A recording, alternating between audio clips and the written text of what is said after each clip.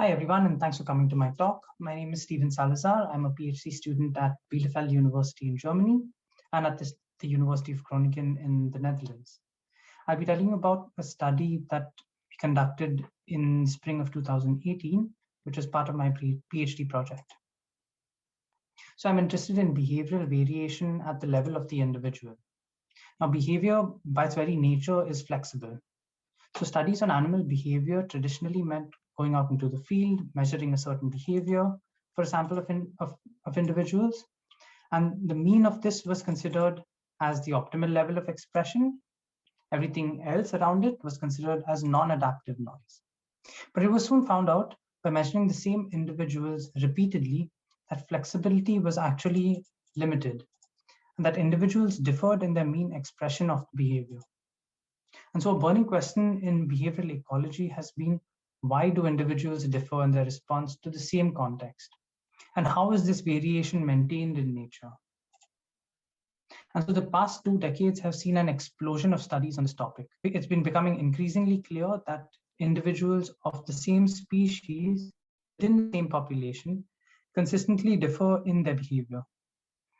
A prominent hypothesis to explain the existence of this variation is the pace of life syndromes hypothesis. It posits that individuals within populations differ in their pace of life. Pace of life thus encompasses life history traits, behavior, as well as physiology. And variation along these axes is supposed to reflect individual differences in investment into current versus future reproduction. But specifically with regard to behavior, individuals should vary across behaviors in general, in proneness and averseness to taking risks. So if the same individuals are measured in 2 different contexts, the level of behavior across these contexts should co-vary. And so I was interested in testing this out using a population of blue tits. So within the framework of the pace of life syndromes hypothesis, I was interested in studying firstly aggressiveness. Aggressiveness is a basal behavior. It's expressed to acquire or monopolize important resources, be it food, territory, or mate. But its expression also has clear costs, such as energetic costs, but also injury and even death. Aggressiveness is also shown to be highly repeatable in a closely related species to the blue tit, which is the great tit. And so all of this makes it an ecologically relevant behavior to study. But the question is, are the highly aggressive individuals also high risk takers? To study risk taking, we used a well-established paradigm. So we introduce a predator at the nest, and birds provisioning their young in presence of a predator risk uncertainty of their own survival. But those birds that delay provisioning until a safer time are sure to survive, but face uncertainty of their chicks surviving. This method has been used particularly in cross-species studies to show that species differing in their life history strategies differ accordingly in their willingness to take risks based on their current versus future reproductive prospects. So in context with the pace of life syndromes hypothesis, we were interested in knowing if individuals that were more aggressive while defending their territories also took greater risks to provision their young in presence of a predator. In doing so, we were testing if individuals differed along a slow-fast axis of behavioral variation.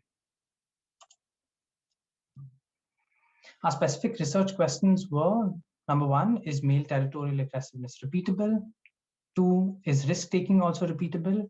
And then it would make sense to ask if more aggressive males are also higher risk takers. Methods. So we conducted this study on a nest box breeding population of blue tits.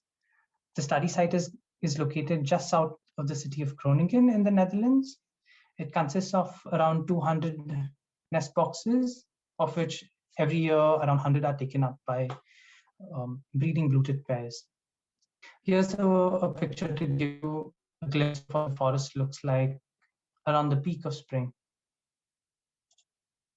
So as an overview of the methods. So first, on a single day in winter, we catch and ring all the birds roosting in nest boxes so we can individually recognize them during spring. We provide them with unique combinations of colorings for this. Then once spring starts, we begin to monitor each nest box. By doing so, we are able to assess progression of nest building.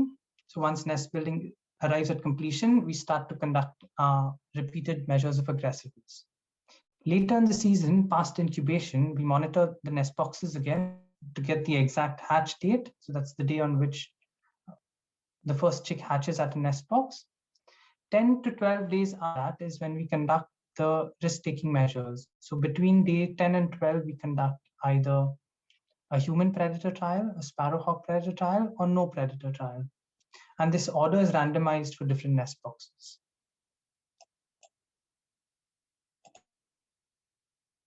Here's what the setup of our aggressiveness test looked like.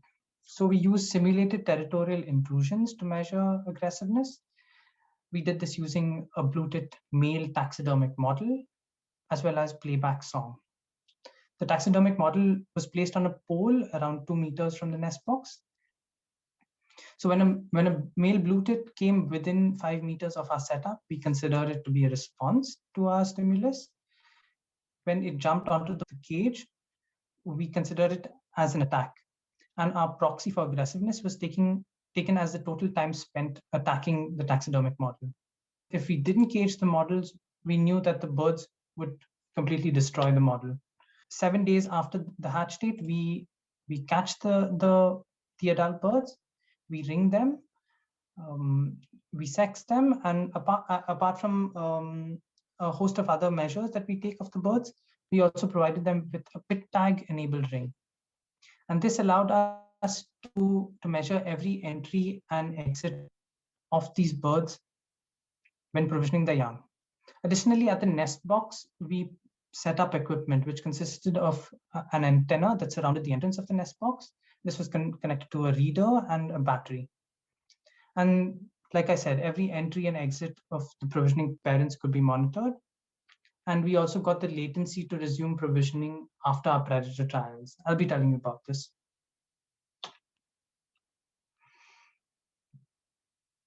So on the peak days of feeding, which was the day 10, 11, and 12, is when we conducted the human and predator and sparrowhawk predator trials. We conducted these between 8 to 12 in the morning, and both the human and sparrowhawk predator trial was conducted for 10 minutes. A human predator trial is one in which a human observer ascends a ladder to the nest box, like we usually do to access a nest box, waits at the nest box for 10 minutes, and then leaves the area. With a sparrowhawk predator trial, an observer places a sparrowhawk on the top of a box, leaves the area, after 10 minutes, comes and collects the sparrowhawk again. And using the pit tag equipment, we could measure exactly how long a bird took from the time that we removed the predator to resume feeding. Moving on to our results. So using a mixed effects model, we found that male identity explained a large proportion of variance in the time spent attacking. And that is exactly what a repeatability estimate is. So in essence, we found that male territorial aggressiveness was repeatable. For risk-taking, I will first explain the axes because it can be a bit confusing since we measured risk-taking as a latency. A shorter latency is a high-risk response, and accordingly, a long latency is a low-risk response. Also, on the day on which no predator trial was conducted, we obtained the intervisit interval, which is the average time a bird took between feeding visits without any interruption. So we found that the latency responses in the predator trials to be much longer than the usual intervisit interval, which means that our predator trials were indeed seen as a threat. Also, in general, males had longer latencies in response to the sparrowhawk as compared to the human predator. Because latency values were highly positively skewed, we log transformed them. Once again, using a mixed effects model, we found that risk-taking across these two predator contexts was repeatable.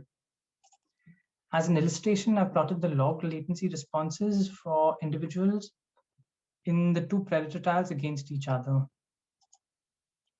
And finally, using a bivariate model, we tested for the covariance of aggressiveness and risk-taking.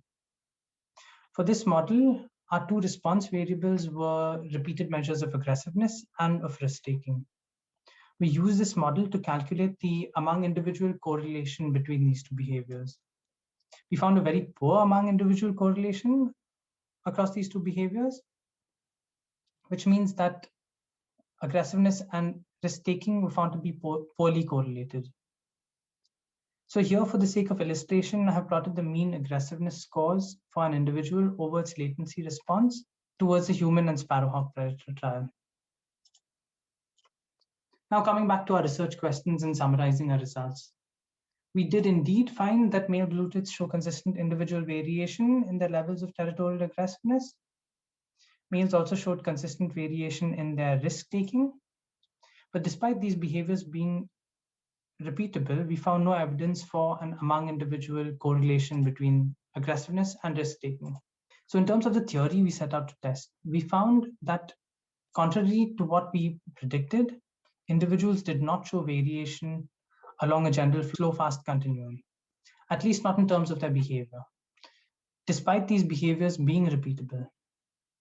This could be because variation in the two measured behaviors could be maintained by different mechanisms. For example, risk-taking could be related to pace of life, but variation in aggressiveness could be maintained by frequency or density-dependent selection. That, of course, is yet to be tested. We also admittedly have limited power in the study, and we do not have repeated measures to the specific predator treatments. So we've conducted a follow-up study in which, along with repeated measures of aggressiveness, we also have repeated measures towards a specific predator. And we used a woodpecker and a sparrowhawk as natural predators rather than using a human. And we also used a control for which we used a blackbird. I'm currently analyzing this data, and so there is more coming up. With that, I would like to acknowledge everyone who were part of the study, particularly those who helped out with the field work. I'm also funded by the DAAD, which is the German Academic Exchange Service. Thank you for listening. I'd be happy to take questions.